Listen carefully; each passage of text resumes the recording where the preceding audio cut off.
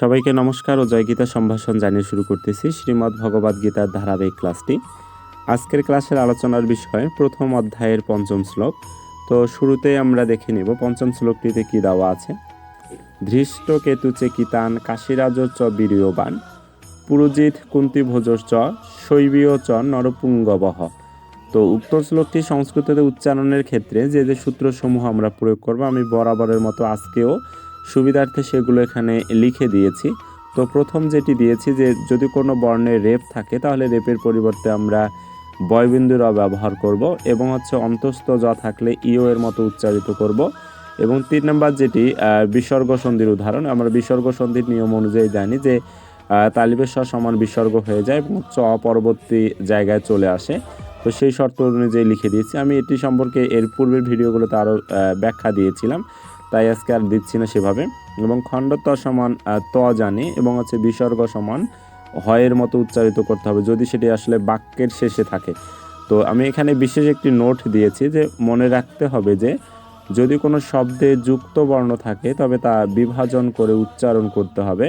তবে যুক্ত বর্ণে কোনো কার থাকলে সেই কারটি যুক্ত বর্ণ বিভাজনের পরবর্তী যে বর্ণটি সেটিতে আসলে ব্যবহার করতে হবে।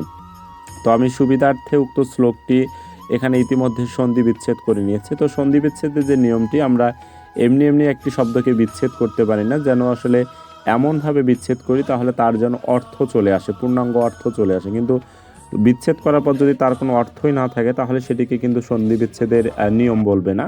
তো সেটি আসলে আমাদের ভুল হবে, এই বিষয়টা আমাদের অবশ্যই খেয়াল রাখতে হবে।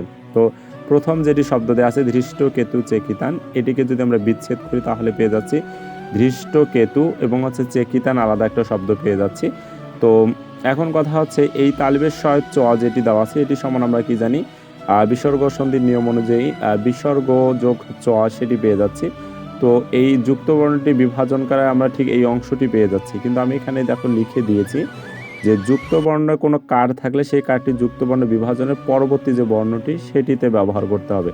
তো এই যুক্ত বর্ণে আমরা একার একটা দেখতে পাচ্ছি, একারটা কোথায় চলে যাবে, বিভাজন করার পর যে পরবর্তী বর্ণ যে চ সেই চতে কিন্তু চলে আসতেছে। তো ফলে আমি কিন্তু এখানে চতে যদি চলে আসে তাহলে চ একার পাচ্ছি, তারপর কি পাচ্ছি, ত একার দন্ত ন পেয়ে যাচ্ছে, অর্থাৎ ধৃষ্ট কেতু আলাদা পেয়ে যাচ্ছে এবং চেকিতান যে শব্দটি সেটি কিন্তু আলাদাভাবে পেয়ে যাচ্ছি।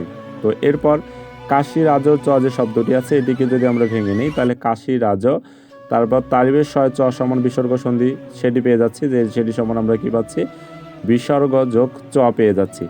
তারপর পেয়ে যাচ্ছি বীর্যবান, এই বীর্যবান এইটিকে আমরা ঠিক এভাবে রেখে দিয়েছি। এবং পুরোজিৎ সবই ঠিক থাকলো, কুন্তি ভোজর চ এখানে তার বিসর্গ সন্ধি তালবের শয় চ এর পরিবর্তে আমরা বিসর্গ চ পেয়ে যাচ্ছি। শৈব চ সেটিও সমান আমরা পেয়ে যাচ্ছি শৈব এবং তালবের শয় চ সমান বিসর্গ চ পেয়ে যাচ্ছি। নরপুঙ্গবহ সেটি সব ঠিক আছে। তো বিচ্ছেদের পর আমরা সরাসরি এবার সূত্র যেগুলো আমরা জানলাম এই সূত্রগুলো আমরা এবার প্রয়োগ করব। তো প্রথমে এখানে আমি বলে দিয়েছি যে নোটটিতে যে যদি কোনো যুক্ত বর্ণ থাকে সেটি কিন্তু বিভাজন করতে হবে। তো প্রথম যে শব্দটি আমরা দেখতে পাচ্ছি ধৃষ্ট কেতু, এখানে কিন্তু মূর্ধন্য ষ ট একটি আমরা যুক্ত বর্ণ দেখতে পাচ্ছি, সেটিকে আমাদের বিভাজন করে নিতে হবে প্রথমেই। তো আমরা যদি ধয়েরই ফেলা এটি ঠিক থাকলো, তারপরে মূর্ধন্য ষ ট সেটি সমান আলাদা যদি করি অর্থাৎ মূর্ধন্য ষ যোগ ট পেয়ে যাচ্ছি। তো এখানে একটি আসলে হসন্ত হবে এবং ধৃষ্ট কেতু এই পর্যন্ত ঠিক থাকলো। তারপর চেকিতান এখানে কোনো উচ্চারণের পরিবর্তন নাই, কাশীরাজ কোনো পরিবর্তন হবে না, চ সবই ঠিক থাকবে। কিন্তু বীর্যবান এখানে আমরা জানি যে রেপ আছে অন্তস্থ জ আছে, তো আমরা রেপ এবং অন্তস্থ জয়ের পরিবর্তন আমরা করব।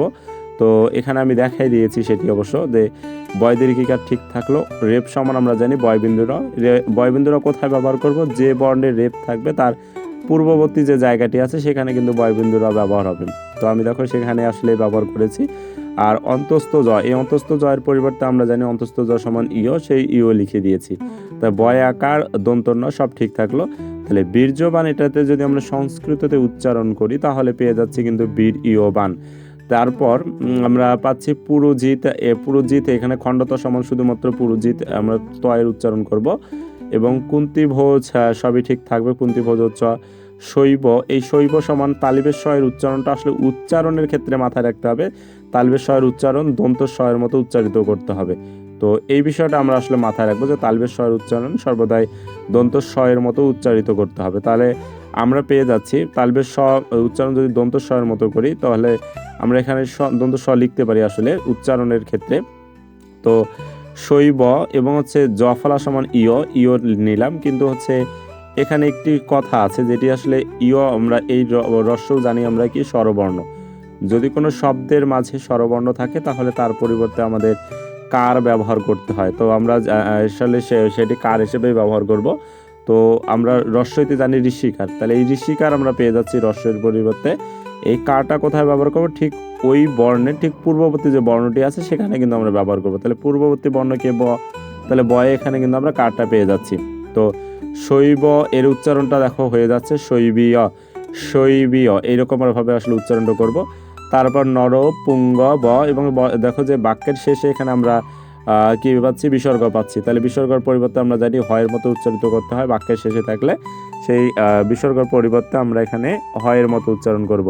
তো আমরা যদি সম্পূর্ণ শ্লোকটি আরেকবার উচ্চারণ করি তাহলে কি পাচ্ছি? ধৃষ্ট কেতু চেকিতান কাশীরাজর চ বীর্যবান পুরোজিৎ কুন্তি ভোজ চ শৈবীয় চ নরপুঙ্গবহ। আজকের ক্লাসটি আমি এখানে শেষ করতেছি। পরবর্তী ভিডিওগুলো পেতে যারা সংস্কৃত চর্চা পেজ থেকে দেখতেছেন তারা পেজটি ফলো দিয়ে রাখুন, এবং যারা সংস্কৃত চর্চা ইউটিউব চ্যানেল থেকে দেখতেছেন তারা চ্যানেলটি সাবস্ক্রাইব করে সাথেই থাকুন। জয় গীতা।